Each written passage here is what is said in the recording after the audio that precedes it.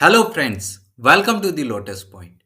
Tally prime के इस online session में इस वीडियो में हम समझने वाले हैं गेटवे ऑफ टैली के सेकंड मोस्ट इंपॉर्टेंट पार्ट, जिसको हम ट्रांजैक्शंस बोलते हैं। इसमें हम कौन कौन से ट्रांजैक्शन रिकॉर्ड कर सकते हैं, कौन कौन से वाउचर्स होते हैं जिनके थ्रू हम ट्रांजैक्शन को रिकॉर्ड करते हैं। तो चलिए हम शुरू करते हैं कि ट्रांजैक्शंस क्या होते हैं। ट्रांजैक्शन एक तरह का दस्तावेज है जिसका उपयोग कर आप अपने फाइनेंशियल स्टेटमेंट्स को यहाँ पे रिकॉर्ड कर सकते हैं। इसका मतलब होता है कि आप बिजनेस की कोई भी एक्टिविटी, चाहे आप सेल करते हैं, परचेस करते हैं, कोई एक्सपेंस का पेमेंट करते हैं, कुछ आप जर्नल एक्सपेंसेस करते हैं, तो वो सब रिकॉर्ड्स आप वाउचर्स के अंदर कर सकते हैं। और जो वाउचर में आपने जितनी भी प्रकार की एंट्रीज की है, उन रिकॉर्ड को आप एक जगह डे बुक के अंदर देख सकते हैं। तो ये है गेटवे ऑफ टैली का सेकंड पार्ट, ट्रांजैक्शंस, जिसको हम अब समझेंगे। तो सबसे पहले इसके अंदर आता है वाउचर्स। वाउचर्स क्या होता है? हमने जैसे पहले भी समझा था कि मेनली 24 प्रकार के वाउचर टाइप होते हैं, जिसके अंदर हमको बेसिकली 8 वाउचर्स है जो डेली रूटीन में यूज होने वाले होते हैं। वो 8 वाउचर्स आपको राइट हैंड साइड में शो हो जाएंगे। कॉन्ट्रा हो गया, पेमेंट हो गया, रिसिप्ट हो गया, सेल्स हो गया, परचेज हो गया, डेबिट नोट, क्रेडिट नोट्स और जर्नल वाउचर। ये बेसिकली 8 वाउचर्स है जिनको हम इस टॉपिक के अंदर कवर करेंगे। तो बेसिकली वाउचर क्या होता है? जहाँ पे आपके कोई भी बिजनेस के ट्रांजैक्शन को हम रिकॉर्ड करते हैं। वो बिजनेस के ट्रांजैक्शन के हिसाब से डिपेंड करता है कि उस एंट्री को हम कौन से वाउचर क्लास में डिफाइन करें। तो सबसे पहले वाउचर आता है कॉन्ट्रा वाउचर, जिसका शॉर्टकट की है F4। F4 आप की प्रेस करेंगे तो यहाँ पे आपके सामने कॉन्ट्रा वाउचर ओपन हो जाएगा। कॉन्ट्रा वाउचर में हम बेसिकली 3 प्रकार की एंट्रीज कर सकते हैं।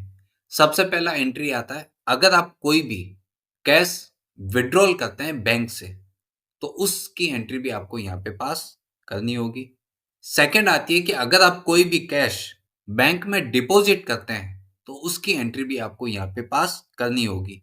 और थर्ड एंट्री जो आती है, अगर आप एक बैंक से दूसरे बैंक में पैसा ट्रांसफर करते हैं, चाहे वो बैंकिंग के थ्रू आप ट्रांसफर करें या फिर आप कैश इन हैंड से पेटी कैश में पैसा ट्रांसफर करें, दोनों ही प्रकार की अगर आप ट्रांसफर एंट्री करते हैं, तो इस इंटरनल ट्रांसफर की एंट्री भी आपको कॉन्ट्रा वाउचर में करनी होगी, जिसका शॉर्टकट की है F4।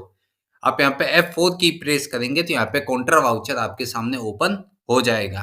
अब यहाँ पे बात करते हैं कि यहाँ पे आप दो तरह की एंट्री कर सकते हैं, सिंगल एंट्री मोड और डबल एंट्री मोड। जो अकाउंटिंग के जनरल बेसिक रूल्स है कि हमें कब और कौन से लेजर को डेबिट करना होता है और कौन से लेजर को हमें क्रेडिट करना होता है, उसकी हमने एक डिटेल वीडियो बनाई है। आपने अगर उस वीडियो को अभी तक नहीं देखा है तो आप हमारे चैनल पे जाके वो वीडियो देख सकते हैं। उस वीडियो का लिंक हम डिस्क्रिप्शन में भी डाल देते हैं। उससे आपको कंसेप्ट क्लियर हो जाएगा कि कौन से अकाउंट को मुझे डेबिट करना है और कौन से अकाउंट को मुझे क्रेडिट करना है। तो यहाँ पे हम समझते हैं कि सबसे पहले ये डबल एंट्री मोड है, जिसको आप स्क्रीन पे देख सकते हैं।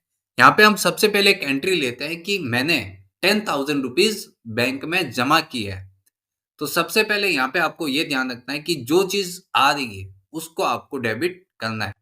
यहाँ पे बैंक में पैसा जमा हो रहा है, तो आपको यहाँ पे बैंक को डेबिट करना है और कैश इन हैंड को आपको क्रेडिट करना है। तो सबसे पहले क्रेडिट आ रहा है, तो आपको यहाँ पे कैश 10,000 रुपीज। जैसे ही आप यहाँ पे 10,000 रुपीज का एंट्री पास करेंगे, यहाँ पे बताएगा कैश नेगेटिव है, क्योंकि आपने अभी तक कैश कहीं से रिसिप्ट नहीं किया है, आप डायरेक्टली बैंक में डिपॉजिट कर रहे हैं। अगर ये ओके है तो आप इस एंट्री को एक्सेप्ट कर सकते हैं, अदरवाइज आप पहले चेक कीजिए कि कैश इन हैंड की एंट्री हुई या नहीं हुई। उसके बाद आप यहाँ पे कॉन्ट्रा में एंट्री पास कीजिए। तो सबसे पहले यहाँ पे 10,000 रुपीज का हम एक रिसिप्ट की एंट्री करेंगे, जिससे ये कैश माइनस में नहीं दिखे अपने। तो सबसे पहले हमने एक रिसिप्ट में एंट्री पास कर दी है। यहाँ पे कोई भी एक डेटर से ABC करके उससे हमने 50,000 रुपीज कैश रिसिप्ट किया है और हम इस एंट्री को सेव कर देते हैं। अब आप जब कॉन्ट्रा एंट्री में पास करने जाएंगे वापस, तो आपको यहाँ पे कैश इन हैंड का जो वार्निंग मैसेज आया था वो यहाँ से हट जाएगा। कैश इन हैंड 10,000 रुपीज हमने बैंक में जमा किया है, ICICI बैंक डेबिट हो जाएगा। यहाँ पे आपको जो रेफरेंस पूछेगा जिसमें आपने कैश 10,000 रुपीज, यहाँ पे आपको डिनोमिनेशंस पूछेगा कि आपने कौन कौन से नोट आपने बैंक में डिपॉजिट किए हैं। अगर आपने यहाँ पे 2000 के ही सारे नोट आपने बैंक में डिपॉजिट किए हैं तो आप यहाँ पे 5 लिख के एंटर दे सकते हैं। उसके बाद आता है कि बैंक का नाम, कि आपने आईसीआईसीआई बैंक में जमा किया है तो यहाँ पे ये लिखने की जरूरत नहीं है। यहाँ पे आप नरेशन में लिख सकते हैं कि कौन सी पार्टी से आपको कैश रिसीव्ड हुआ था, उसको आपने बैंक में जमा किया है, या फिर कौन से पर्पज के लिए आपने कैश बैंक में डिपॉजिट किया है। आप यहाँ पे मेंशन कर सकते हैं और इस एंट्री को आप यहाँ पे सेव कर सकते हैं। ये तो था कि बेसिकली आपने कैश बैंक में जमा किया है। अब अगर हम इसकी रिवर्स एंट्री करते हैं कि मैंने बैंक से 10,000 रुपीज विड्रॉल किया है, तो उस केस में आपकी एंट्री यहाँ पे होगी cash account debit to bank account, क्योंकि यहाँ पे आपके पास कैश इन हैंड आ रही है। तो यहाँ पे सबसे पहले क्रेडिट हो रहा है, तो क्रेडिट आपको बैंक को कर देना है 10,000 रुपीज। यहाँ पे आप जैसे ही 10,000 देख के यहाँ पे एंटर पास करेंगे तो यहाँ पे ट्रांजैक्शन टाइप पूछेगा कि आपने जो 10,000 विड्रॉल किया है बैंक से वो कौन से बेसिस पे किया है। अगर आपने चेक के थ्रू विड्रॉल किया है तो यहाँ पे आप चेक सेलेक्ट कर सकते हैं। अगर आपने डेबिट कार्ड के थ्रू कैश विड्रॉल किया है तो यहाँ पे डेबिट कार्ड के थ्रू आप सेलेक्ट कर सकते हैं। अगर आप बैंक से कोई स्लिप भर के आपने कैश विड्रॉल किया है तो उस केस में भी आप यहाँ पे अदर पे टिक कर सकते हैं। यहाँ पे हमने सपोज चेक से विड्रॉल किया है 10,000 रुपीज। यहाँ पे आप चेक नंबर भी लिख सकते हैं कि आपका जो भी चेक नंबर है उसके थ्रू मैंने पैसा निकाला है। यहाँ पे 1 अप्रैल डेट आ गई है। यहाँ पे आपका कैश इन हैंड आ जाएगा 10,000 रुपीज। ये केस में क्या हुआ कि आपने 10,000 रुपीज बैंक से विड्रॉल किया है, जिसमें आपका कैश डेबिट हो गया और बैंक आपका क्रेडिट हो गया, क्योंकि बैंक से पैसा निकल रहा है। यहाँ पे आप लिख सकते हैं कि आपने कौन से काम के लिए पैसा विड्रॉल किया, उसको आप नरेशन में मेंशन कर सकते हैं। अब तीसरा एक ऑप्शन आता है कि अगर आपने एक बैंक से दूसरी बैंक में पैसा ट्रांसफर किया है, या फिर आपने जो आपकी मेन कैश है उससे आपने पेटी कैश के लिए कुछ ट्रांसफर किया है जिससे रूटीन के खर्चे हो सके, तो आप वो भी ट्रांसफर की एंट्री आपको यहीं पे करनी होगी। सपोज हम एक यहाँ पे पेटी कैश का लेजर बना देते हैं। यहाँ पे आप डायरेक्टली लेजर बनाने के लिए ऑल्ट सी की का यूज कर सकते हैं, जिससे आप डायरेक्टली लेजर क्रिएशन में आ जाएंगे और आपको जो लेजर बनाना हो आप यहाँ पे बना सकते हैं। सपोज हमने यहाँ पे पेटी केस का लेजर बनाया जिसकी ग्रुपिंग भी हमने कैश इन हैंड के अंडर ही रखी है। यहाँ पे क्या होगा कि हमने 10,000 रुपीज जो बैंक से विड्रॉल किया है उसकी जगह हमने 2,500 रुपीज पेटी केस के खर्चे के लिए दे दिए हमने। तो यहाँ पे क्या एंट्री आएगी, पेटी केस में आपके पास पैसा आ रहा है तो आने वाले को आपको हमेशा डेबिट करना होगा। तो यहाँ पे petty cash account debit to cash in hand. तो सबसे पहले यहाँ पे क्रेडिट आ रहा है तो क्रेडिट में आपको कर देना है कैश 2,500 रुपीज, और यहाँ पे जो डेबिट होगा वो पेटी कैश हो जाएगा। तो यहाँ पे क्या हुआ कि पेटी कैश में 2,500 रुपए आपके पास जमा हो गए हैं। आप यहाँ पे लिख सकते हैं कि आपने पेटी केस में जो रूटीन एक्सपेंस के लिए आपने किसी को पैसा दिया है, अकाउंटेंट को या मैनेजर को, तो आप उसका नाम नरेशन में मेंशन कर सकते हैं। बीइंग अमाउंट पेड टू दीपक। आपने दीपक करके कोई अकाउंटेंट है उसको आपने पैसा दिया है ताकि वो रूटीन के जो खर्चे हो सके छोटे मोटे वो पेटी केस से कर सकता है। बीइंग अमाउंट पेड टू दीपक आपने नरेशन में मेंशन कर दिया है, जिससे आपको इन फ्यूचर कभी ध्यान रखना हो तो आप रख सकते हैं। इस एंट्री को आप यहाँ पे सेव कर देंगे। अब यहाँ पे आता है कि हमने तीनों ही प्रकार के ट्रांजेक्शन कर लिए हैं।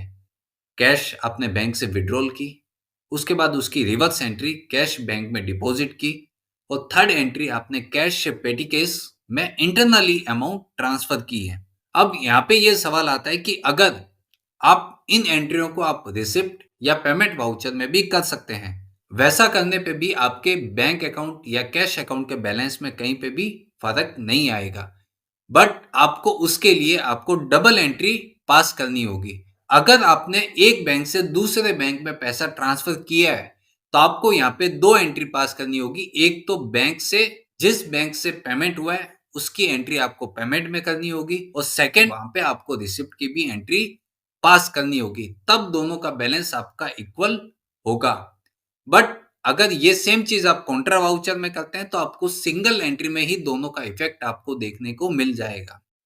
सेकंड ये रहता है कि आप कभी भी अपनी इन एंट्रीज को फाइंड करना हो तो आप कॉन्ट्रा वाउचर को फिल्टर लगा सकते हैं, जिससे आपको पता चल जाएगा कि पूरे साल भर में कितनी कैश विड्रॉल हुई है या कितनी कैश डिपॉजिट्स हुई है या फिर आपने इंटरनली कितना ट्रांजैक्शन किया है। तो उसके लिए भी आपको ये कॉन्ट्रा वाउचर यूज करना बहुत इजी रहेगा और बेनिफिट रहेगा। तो इसके लिए आप ध्यान रखें कि अगर आप करते हैं तो उसमें कोई बुराई नहीं है, बट आपका काम बढ़ेगा, आपका टाइम बढ़ेगा, जिससे अच्छा है कि आप कॉन्ट्रा वाउचर में एक ही एंट्री पास करके उसका डबल इफेक्ट दे सकते हैं। तो ये तो था कि जो कॉन्ट्रा वाउचर है उसका डबल एंट्री मोड, जिसमें डेबिट क्रेडिट या फिर टू और बाई को यूज करके आप एंट्री कर सकते हैं। ये तीनों ही प्रकार की हमने एंट्री पास कर ली है। अब हम इसकी कुछ कॉन्फ़िगरेशन सेटिंग है उसको हम समझेंगे कि उसमें अपने पास कौन कौन से एडिशनल फीचर हमें मिल जाते हैं, जिससे हम एंट्री को और इजी और अपने हिसाब से कन्वीनियंट बना सकते हैं। तो उसके लिए आपको सबसे पहले F12 की को प्रेस करना है। जैसे ही आप F12 की को प्रेस करते हैं आपके सामने स्क्रीन पे कुछ आपको इस तरह की कॉन्फ़िगरेशन सेटिंग शो होगी। अभी जो पहला ऑप्शन आ रहा है कि यूज क्रेडिट और डेबिट, इसकी जगह अगर आप चाहते हैं कि टू और बाई का ऑप्शन आए तो आप इस ऑप्शन को नो कर सकते हैं। अगर नो कर देंगे तो यहाँ पे टू और बाई का ऑप्शन आ जाएगा। सेकंड, हमने यहाँ पे देखा था कि जैसे ही मैंने कैश का एक एंट्री पास किया था तो वहां पे एक वार्निंग मैसेज आया था कि आपका कैश इन हैंड नेगेटिव है, तो आप बैंक में कैसे डिपॉजिट कर सकते हैं। तो उसके लिए हमने ये ऑप्शन को यस किया था। अगर आप चाहते हैं तो इसको नो भी कर सकते हैं, बट अगर आप नो कर देंगे तो आपको एंट्री करते समय ये पता नहीं चलेगी कि क्या पता सच में आपकी मिस्टेक्स हो या कहीं आपसे एंट्री करना छूट गया हो। तो उसके वजह से आप इसको यस रखें ताकि आपको एवरी टाइम उस चीज का इंफॉर्मेशन मिलता रहेगा कि कहीं पे मेरी बिजनेस की जो कैश इन हैंड है वो नेगेटिव नहीं जा रही हो। थर्ड ऑप्शन आता है कि skip the date field during voucher creation. जब भी आप वाउचर क्रिएशन करते हैं डायरेक्टली वो आपके क्रेडिट या डेबिट जो आपने सेलेक्ट किया है उन लेजर के ऊपर आपकी डायरेक्टली एंट्री आ जाए। अगर आप चाहते हैं कि इसको मैं नो करूं तो आपको एवरी टाइम डेट सिलेक्शन के लिए वहां पे पूछेगा कि आपकी कौन सी डेट में आप एंट्री करना चाहते हैं। अगर आप चाहते हैं कि डायरेक्टली वो एंट्री के ऊपर आ जाए तो आप इस ऑप्शन को यस कर सकते हैं। उसके बाद आता है कि show current balances of ledger. हमने यहाँ पे जब भी एंट्री पास की है आपको उसका बैलेंस आपको हमेशा लेजर के नीचे शो होता हुआ दिखा है। जैसे हम यहाँ पे देखेंगे कि ये जैसे ही मैंने एक एंट्री ओपन की उसका बैलेंस आपको यहाँ पे क्लियरली शो हो रहा है। आपने जैसे ही 2,500 रुपए ट्रांसफर किए तो उसमें 50,000 में से आपका जो करंट बैलेंस है 47,500 आपको स्क्रीन पे दिख रहा है। इसका मतलब ये है कि आप जैसे जैसे एंट्री पास करते रहेंगे आपको अपना बैलेंस भी अपडेट शो होता रहेगा, जिससे आपको पता रहेगा कि कहाँ पे आपका बैलेंस जीरो हो रहा है या फिर माइनस में जा रहा है। उसके बाद आता है कि show balances as on voucher date. अब यहाँ पे क्या हो रहा है कि अगर आपने 10 तारीख में एंट्री पास की है और आज है 24, तो ये क्या बताएगा कि जो आपकी वाउचर डेट है वाउचर डेट को आपका क्या बैलेंस था वो यहाँ पे रिफ्लेक्ट करना है आपको। तो आप इस ऑप्शन को यस कर सकते हैं। अदरवाइज ये आपको करंट बैलेंस आपको शो करेगा, चाहे आप एंट्री 10 तारीख को करें या 15 तारीख को करें। एज ऑन डेट अगर आपके पास बैलेंस पड़ा है उतना तो वो वहां पे स्क्रीन पे आपको शो हो जाएगा। और अगर आपको चाहिए कि जो मैं वाउचर डेट सेलेक्ट कर रहा हूँ वही डेट का बैलेंस मुझे स्क्रीन पे दिखाना चाहिए तो इस ऑप्शन को भी आप यस कर सकते हैं। उसके बाद आता है कि शो फाइनल लेजर बैलेंस। अगर आप इस ऑप्शन को भी यस करते हैं तो आपको स्क्रीन पे डायरेक्टली जो पार्टी का या जो लेजर में जितना बैलेंस पड़ा है उसका अमाउंट आपको स्क्रीन पे शो होता रहेगा। इस ऑप्शन को आप यस कर सकते हैं। अदरवाइज आप करंट बैलेंस ऑफ लेजर को भी यस करेंगे तो भी आपको लेजर का बैलेंस शो हो जाएगा। तो ये तो था कि बेसिक जनरल डिटेल्स जिसमें आप डेबिट क्रेडिट की जगह टू और बाई को यूज कर सकते हैं। कैश बैलेंस अगर नेगेटिव हो तो उसको वार्निंग आपको मिल सके, आप डेट को स्किप कर सकते हैं, आप करंट लेजर के बैलेंसेस को शो कर सकते हैं। तो ये कुछ बेसिक डिटेल्स थी जो जनरल कैटेगरी में आती है। उसके बाद आता है कि बैंक की डिटेल्स। यहाँ पे ये पूछता है कि यूज डिफॉल्ट बैंक एलोकेशन। अगर आप एक पर्टिकुलर कोई बैंक की ट्रांजैक्शन आप करने चाहते हैं तो आप उस बैंक को डिफॉल्ट सेट कर सकते हैं। उसके बाद आता है कि यूज चेक ऑटो नंबरिंग। अगर आप चाहते हैं कि आपने जो चेक इश्यू की है वो ऑटो नंबरिंग आती रहे, तो उसकी सीरीज के लिए भी आप यस मेंशन कर सकते हैं। आपने सपोज एक कोई सीरीज बनाई है चेक नंबर 1 से लेके 50 तक, तो आप जैसे-जैसे एक-एक चेक देते रहेंगे वैसे-वैसे ये सीरीज कंटिन्यू होती रहेगी। उसके बाद आता है कि सेलेक्ट चेक रेंज। अगर यहाँ पे जब भी आप चेक इश्यू करेंगे या फिर आप कोई भी पेमेंट वाउचर में पेमेंट की एंट्री करेंगे, तो आपको एक चेक रेंज पूछेगा कि आप कौन-सा चेक इश्यू कर रहे हैं। उसी हिसाब से आपका चेक का ऑटो नंबर स्टार्ट होगा। उसके बाद आता है कि शो बैंक एलोकेशन डिटेल्स। अब यहाँ पे क्या आता है कि अगर आपने कोई बैंक से पेमेंट किया है या फिर आपने कुछ रिसिप्ट किया है चेक के थ्रू, तो यहाँ पे बैंकिंग का एलोकेशन पूछेगा कि आपका मोड ऑफ पेमेंट्स क्या था, आपको कौन सी बैंक का चेक मिला है, या आपको जो एनईएफटी या इंटरनल ट्रांजैक्शन हुआ है कौन सी बैंक से आपको रिसिप्ट क्रेडिट हुई है, या आपको कौन सा चेक नंबर सामने वाले सप्लायर से या फिर कस्टमर से मिला है। तो कुछ बैंकिंग एलोकेशन है, वो डिटेल्स अगर आपको शो करनी है तो उस ऑप्शन को आप यस कर सकते हैं। उसके बाद आता है कि print cheque after saving voucher. आपने जो भी पेमेंट करते समय चेक की एंट्री की है अगर, तो जैसे ही आप उसको पेमेंट वाउचर को आप सेव करते हैं, तो यहाँ पे एक आपको चेक प्रिंटिंग का एक ऑप्शन आएगा। अगर आप चेक प्रिंट करना चाहते हैं तो उस ऑप्शन को यस कर सकते हैं, अदरवाइज आप उसको नो करके स्किप कर सकते हैं। उसके बाद आता है कि show cheque details before printing. अब क्या होगा कि आपने जैसे ही एक सपोज आपने कॉन्ट्रा वाउचर में एंट्री की है या फिर आपने पेमेंट वाउचर में कोई एंट्री की है, तो आप जैसे ही एंटर देंगे तो आपको एक प्रिंट कमांड मिलेगी, जिसमें आपको जो वाउचर है उसका प्रिंट आपको शो होगा। अगर आप चाहते हैं कि मुझे चेक का भी प्रिंट है उसका भी मुझे प्रीव्यू शो हो, तो उसके लिए भी आप इस ऑप्शन को यस कर सकते हैं। तो जिससे क्या होगा, आप जैसे ही प्रिंटिंग कमांड पे ओके करेंगे, आपको एक वाउचर का तो प्रिंट ऑप्शन आएगा ही, उसके बाद आपको एक चेक प्रिंटिंग का भी ऑप्शन आएगा, जिसमें आप देख सकते हैं कि जो चेक प्रिंटिंग का फॉर्मेट है उसमें नाम, डेट, अमाउंट सब आपको बराबर शो हो रही है। उसके बाद आप उस प्रिंट कमांड को एक्सेस कर सकते हैं। यहाँ पे भी आप जैसे कॉन्ट्रा में अगर आप कैश विड्रॉल करने जा रहे हैं, तो आपने चेक के थ्रू अगर कैश विड्रॉल किया है, तो उस समय भी आप इस चेक को प्रिंट कर सकते हैं। उसके बाद आता है कि प्रोवाइड कैश डिनोमिनेशन डिटेल्स। हमने अभी एंट्री पास की थी कि जैसे ही मैंने कैश डिपॉजिट किया बैंक में, तो वहां पे पूछता है कि आपने कौन सी नोट्स कितनी बैंक में डिपॉजिट की है, जिसमें 2000 की नोट्स कितनी थी, 500 की नोट्स कितनी थी, 200 की नोट्स कितनी थी, 100 की नोट्स कितनी थी। तो वो डिटेल अगर आप फिल करना चाहते हैं एज ए जैसा आपको बैंक की स्लिप दिखती है वैसा, तो वो डिटेल भी आप यहाँ पे फिल कर सकते हैं। उस ऑप्शन को आपको इनेबल या डिसेबल करने के लिए यस और नो करना होगा। उसके बाद आता है कि remove bank date while altering या रिकंसल्ट वाउचर।